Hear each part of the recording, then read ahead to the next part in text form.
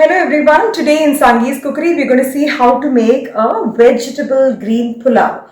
So vegetable green pulao is a very tasty pulao which is made of mixed veggies and also with some greens which can be grounded and added. So this pulao can be used as a lunchbox special as it can be prepared very fast and can be given for dabbas for kids. And it's a very interesting recipe. Let's see how we can prepare this. And before we go into the procedure, if you're watching my video for the first time, I would request you all to subscribe to my channel and also click on the bell icon for further interesting recipes.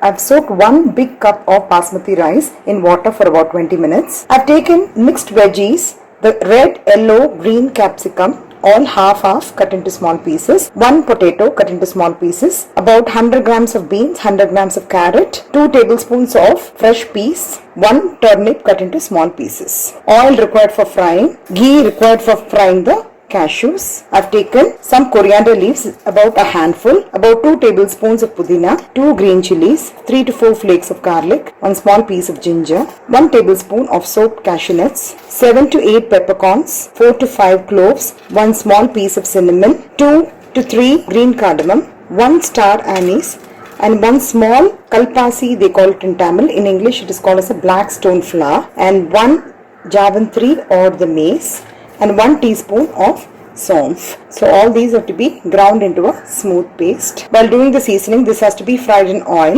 1 teaspoon of jeera, 2 bay leaf, 2 to 3 cinnamon sticks, 4 to 5 cloves, 1 small black stone flower, 1 big onion finely chopped, 2 tomatoes finely chopped. Along with this, salt to taste. First I've taken a pan. You can take a biryani pot or a vessel where you cook the pulao or the biryani. I'm going to add some ghee, and first we'll fry some cashew. This is apart from the cashews which I have kept for soaking. I have kept for soaking about 1 tablespoon. I'm also going to fry about 1 tablespoon of cashew nuts. This is optional. Once the cashews turn into slight brown in color, I'm just going to take off the cashew nuts and keep it aside. This can be added finally after we finish the pulao. Now in the same pan I'm going to add about 2 tablespoons of oil. We'll add the whole masalas one by one. And first I'm adding the bay leaf, jeera, adding the black stone flower, the cloves, the cinnamon sticks, and also the cardamom. It's always a good practice to open the cardamom and add. And now we're going to add the finely chopped onions. We're going to add a little bit of salt so that the onions gets fried nicely. So while the onions are getting fried, I'm just going to grind the following ingredients in the mixie. The coriander leaves, pudina, ginger, garlic, green chilies, soaked cashew nuts, and saunf, the star anise, the black stone flower, the mace, cinnamon sticks, the cardamom, black peppercorns, the cloves. Once the onions gets fried nicely in the oil, at this stage I'm also going to add the chopped tomatoes. Let's fry this for a few minutes. Now you can see that the tomatoes have become soft and mushy. Now at this stage I'm just going to add the ground paste. Also want to let you know that in case if you like the flavor of coconut, you can just add 1 tablespoon of coconut while grinding. Or what you can do, instead of adding the water while cooking the rice, we can add coconut milk. So that also gives you a different flavor. So these are variations which I want to let you know. Now let's cook this until the raw smell goes. At this stage I'll be adding some salt as well. So I'm going to close this and cook this for a few minutes. Make sure that the flame is somewhere between low to medium. So it's been about 5 minutes. It's getting cooked. Now at this stage we'll add the veggies. So I'm adding the mixed veggies. Turnip also gives a very good flavor for the pulao. For your reference, this will be the turnip. So let the veggies get cooked in the masala. After adding the veggies, I'm just going to add some salt, which is enough for the veggies. I'm going to give it a light mix.